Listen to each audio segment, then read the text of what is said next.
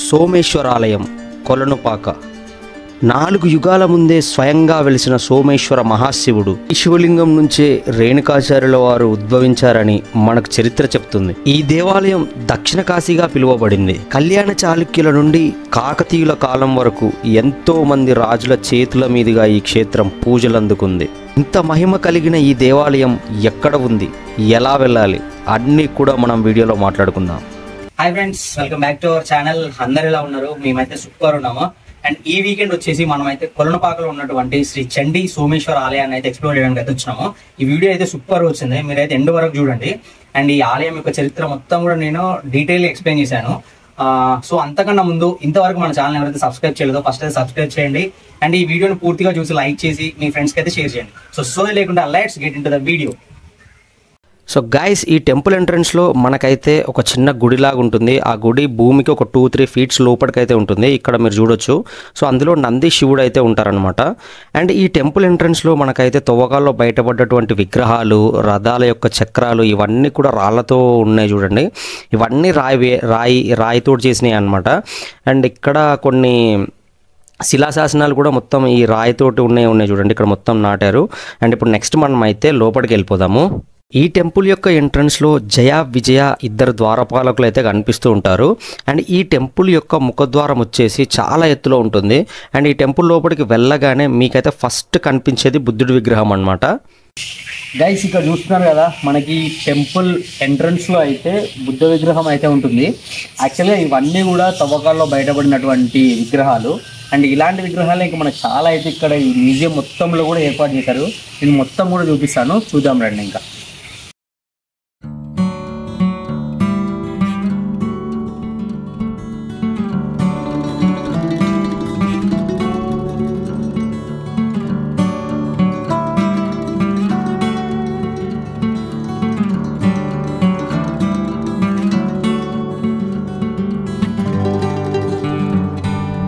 Guys, మనకైతే ఇక్కడ గజలక్ష్మి అమ్మవారి విగ్రహం అయితే ఉంది. సో ఇది మొత్తం కూడా రాయితోటి చెక్కింది అనమాట. ఇది యాక్చువల్గా మనకి ఇక్కడ రాసింది చూడండి, 11th సెంచరీ అని చెప్పేసి. సో ఇవన్నీ తవ్వకాల్లో బయటపడిన విగ్రహాలు. అండ్ ఈ విగ్రహము బ్యాక్ సైడ్ కూడా మనకి దక్షిణామూర్తి స్వామి వారి విగ్రహం కూడా ఉంది. అంటే వీళ్ళు ఒకే రాయి పైన 2 విగ్రహాలు చెక్కారు. మీకు అది కూడా చూపిస్తాను రండి. ఇదిగోండి, మనకి ఇటు సైడ్ ఏమో దక్షిణామూర్తి విగ్రహము. ఇది కూడా 11th సెంచరీ. ఈ రాయి మొత్తం కూడా 11th సెంచరీ అనమాట. అంటే అటు సైడ్ ఏమో గజలక్ష్మి అండ్ ఇటు సైడ్ ఏమో దక్షిణామూర్తి చెక్కబడి ఉందన్నమాట. సో మనకి ఇక్కడ కోస్త పంజర అని చెప్పేసి అయితే ఒక పంజరం అయితే ఉంది. ఒక పంజరం లాగా, ఒక గుడి గోపురం లాగా అయితే ఉంది. మీరు ఇక్కడ చూసుకోవచ్చు. ఇది కూడా మనకి 10th or 11th సెంచరీ అనమాట. సో మీరు ఇక్కడ చూడొచ్చు. వీళ్ళ డీటెయిలింగ్ కానీ వీళ్ళ చెక్కే విధానం కానీ అయితే మస్తు అనిపిస్తున్నాయి. ఇక్కడ ఈ చిన్న దాంట్లో కూడా అమ్మవారి విగ్రహాలు. అండ్ ఇక్కడ చూసుకోవచ్చు మీరు, ఇదంతా కూడా చాలా సూపర్గా ఉందన్నమాట. ఇది అసలు ఇంత రాయి పైన ఈ మొత్తం చెక్కడాలు మీరు ఇక్కడ ఇది కూడా చూసుకోవచ్చు. ఇక్కడ అమ్మవారు ఉన్నది చూడండి ఇటు సైడ్ ఇక్కడ. సో మళ్ళీ అటు సైడ్ కూడా అదే ఉండొచ్చు నాకు తెలిసి. సో ఇక్కడ సైడ్ కూడా చూడండి. అసలు వీళ్ళ చెక్కడం అయితే సూపర్ అనమాట. అయితే ఇక్కడ చూసుకోవచ్చు, మనకైతే అమ్మవారి విగ్రహం ఉంది. ఈ అమ్మవారి విగ్రహము కిరీటం నుంచి ఆ మెడలో వేసుకున్న హారం కానీ, మెడలో వేసుకున్న దండ కానీ, వీళ్ళ డీటెయిలింగ్ చూడండి అసలు ఎంత బ్యూటిఫుల్ గా చెక్కారో. ఇక్కడ చూడండి అసలు చిన్న దాంట్లో ఈ కిరీటంలో మీకు ఇక్కడ చూస్తే ఈ చిన్న ఇది హోల్. ఇది యాక్చువల్గా ఇందులో నుంచి ఏమన్నా పెట్టొచ్చు కూడా. సో ఇక్కడ హోల్ వాళ్ళ డీటెయిలింగ్ చూడండి. అసలు ఆ కాలంలో అసలు వీటికి డ్రిల్ ఎలా ఉంటారనేది అసలు మనం అది కనిపెట్టలేము. అండ్ ఇక్కడ మెడల పైన హారం కూడా చూడండి అసలు ఎంత బ్యూటిఫుల్ గా చెక్కారు చూడండి. అండ్ ఇక్కడ ఈ హారం కూడా. అండ్ మీకు ఇంకొకటి చూపిస్తాను చూడండి. ఇక్కడ నెయిల్స్ చూడండి, అమ్మవారి నెయిల్స్ అండ్ ఇక్కడ నెయిల్స్ కున్న మళ్ళా ఈ ఫింగర్స్ కున్న రింగ్స్. సో ప్రతి ఒక్కటి కూడా వీళ్ళు అసలు ఏది కూడా మిస్ చేయకుండా ఎంత బ్యూటిఫుల్ గా చెక్కారో చూడండి. ఇలా చూసుకుంటూ పోతే మనకి మ్యూజియం మొత్తం కూడా అన్ని విగ్రహాలే ఉన్నాయి.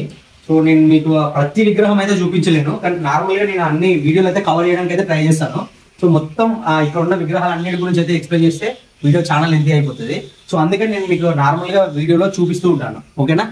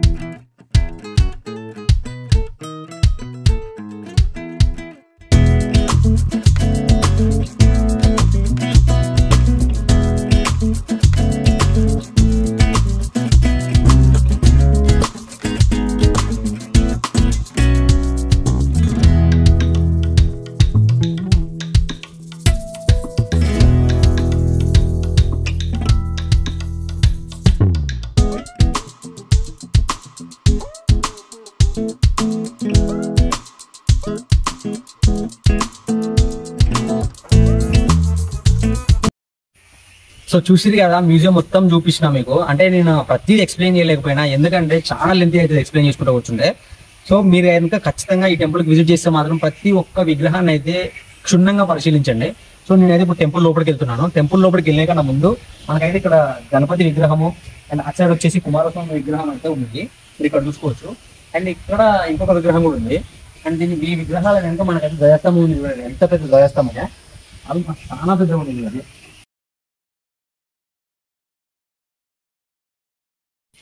చూసారు కదా ఈ విగ్రహాలన్నిటిని. సో ఇప్పుడైతే మనం మెయిన్ టెంపుల్లోకి వెళ్దాం రండి. సో ఇక్కడ మనకి మెయిన్ టెంపుల్ లోపలికి ఎంట్రీ అవ్వడానికన్నా ముందు మనకి ఎంట్రన్స్ లో అయితే నంది ఉంది చూడండి.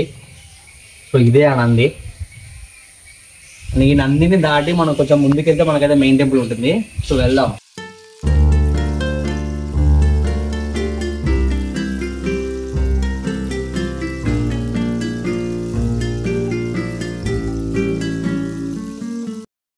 మనకైతే టెంపుల్ ఎంట్రన్స్ లో ఇటు సైడ్ వీరభద్ర స్వామి అండ్ అటు సైడ్ అయితే శివలింగం కూడా ఉంది. సో మీకు చూపిస్తాను రండి. ఇటు సైడ్ వీరభద్ర స్వామిని చూపిస్తాను రండి.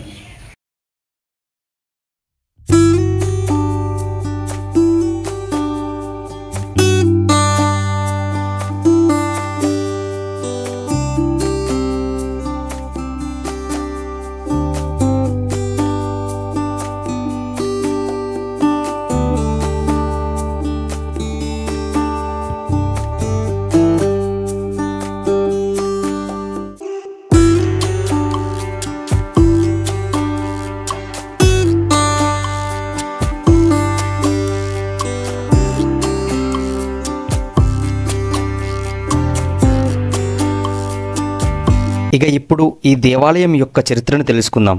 కొలనుపాక శ్రీ చండీ సోమేశ్వర స్వామి క్షేత్రం. ఈ ఆలయం హైదరాబాద్ నుండి 80 కిలోమీటర్ల దూరంలో యాదాద్రి భువనగిరి జిల్లా కొలనుపాక గ్రామంలో ఉంది. ఇక్కడున్నటువంటి సోమేశ్వర లింగాన్ని పుట్టులింగంగాను లేదా స్వయంభులింగంగాను పిలుస్తారు. ఈ శివలింగం 4 యుగాల ముందే వెలసిందంట. కృతాయుగంలో స్వర్ణలింగంగాను, త్రేతాయుగంలో రజతలింగంగాను, ద్వాపర యుగంలో తామ్రలింగంగాను, ఇక ఇప్పుడు ఈ కలియుగంలో శివలింగంగాను దర్శనమిస్తున్నట్లు స్థల పురాణం. ఇక ఇంకొక విషయం ఏమిటంటే, ఇక్కడ ఉన్నటువంటి శివలింగమే 2గా చీలి దానిలో నుండి ఆది జగద్గురువు రేణుకాచార్య ఆవిర్భవించి 1000 సంవత్సరాలు భూమిపై వీరశైవ మత ప్రచారం చేసి మరల తిరిగి అదే లింగంలోకి లీనమైనట్లు చెప్పబడుతుంది. మీరిక్కడ చూస్తున్న ఈ విగ్రహం రేణుకాచార్యుల వారిది. రేణుకాచార్యుల వారికి రేణుకుడు, రేవణ, నేవన అనే పేర్లు కూడా ఉన్నాయి. పంచపీఠాలలో ఈ సోమేశ్వరలింగం మొదటి లింగంగా వీరశైవులు పూజిస్తారు. మొదటి పంచపీఠం వచ్చేసి ఈ సోమేశ్వర దేవాలయం కొలనుపాక. అలాగే మరి 2వది సిద్ధేశ్వర స్వామి ఉజ్జయిని, 3వది భీమనాథ స్వామి కేదార్నాథ్, 4వ పంచపీఠము మల్లికార్జున స్వామి శ్రీశైలం, ఇక లాస్ట్ 5వ పంచపీఠము విశ్వేశ్వర స్వామి కాశీ. పంచపీఠాలలో ఆఖరిదైనటువంటి కాశీ విశ్వేశ్వర స్వామి ఆలయానికి ఎంతోమంది వెళ్దామని అనుకుంటారు. కానీ అదే పంచపీఠాలలో మొదటి పీఠమైనటువంటి శ్రీ చండీ సోమేశ్వర స్వామి ఆలయానికి ఎంతమంది దర్శించుకున్నారు? అది కూడా ఈ సోమేశ్వర స్వామి ఆలయం మన తెలంగాణలో ఉంది. ఈ క్షేత్రాన్ని ఎంతమంది దర్శించుకున్నారో నాకు కామెంట్ రూపంలో తెలియజేయండి. దర్శనం కోసం గర్భగుడిలోకి వెళ్ళిన తర్వాత ఈ గర్భగుడి అయితే చాలా చల్లగా ఇంకా చాలా ప్రశాంతంగా అయితే ఉంది. అండ్ ఈ గర్భగుడిలో మనకు దర్శనమిస్తున్నటువంటి ఈ శివలింగం స్వయంభు శివలింగం, అంటే స్వయంగా వెలిసిన శివలింగం. అండ్ ఈ శివలింగం బ్యాక్ సైడ్ మీరు చూసుకున్నట్లయితే రేణుకాచార్యుల వారు శివలింగం నుంచి ఉద్భవించిన ఈ ఆకారం అయితే మనం చూడొచ్చు. ఆకారం అంటే ఆ విగ్రహాన్ని అయితే మనం చూడొచ్చు. మీరు ఇక్కడ చూస్తున్న ఈ విగ్రహం అయితే రేణుకాచార్యుల వారిది. ఈ శివుడి దర్శనం అయిపోయింది కదా, ఇప్పుడైతే మనము చండీమాతను దర్శించుకోవడానికి అయితే వెళ్దాము. ఈ శివుడి టెంపుల్ ఎడమ వైపున అయితే ఈ చండీమాత ఆలయం అయితే ఉంటుంది. పదండి వెళ్దాము. ఇక్కడ ఈ శివాలయం ఎడమ వైపున మనకి చండీమాత ఆలయం అయితే ఉంటుంది. ఆ అమ్మవారిని దర్శించుకొని మొక్కి ముడుపులు కడతారు. అందుకే ఇక్కడ చూస్తున్న పైకప్పు అంతా కూడా ముడుపులతో నింపి ఉంటుంది.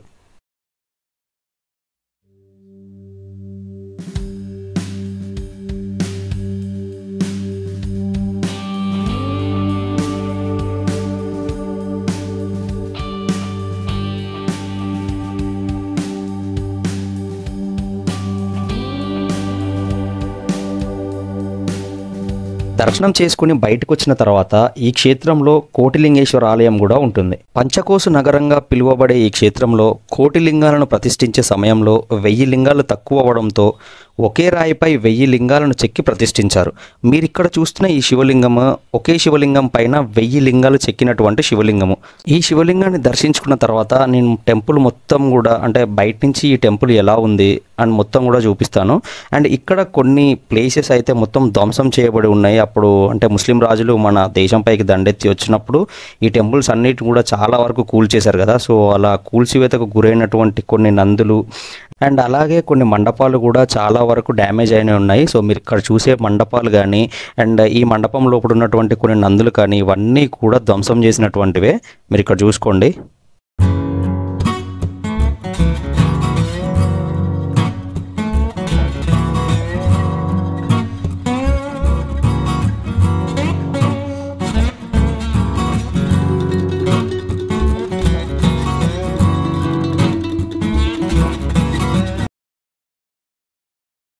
ఈ క్షేత్రం దర్శించుకున్న తర్వాత ఈ క్షేత్రానికి 1.5 కిలోమీటర్ల దూరంలో ఉన్నటువంటి జైన్ మందిర్ కూడా మీకు చూపిస్తాను.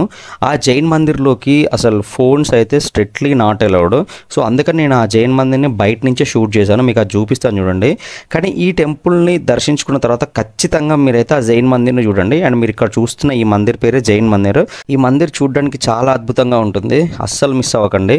సో ఈ వీడియోకి అయితే ఇంతే గైస్. ఈ వీడియో కనుక మీకు నచ్చినట్లయితే లైక్ చేసి షేర్ చేయండి.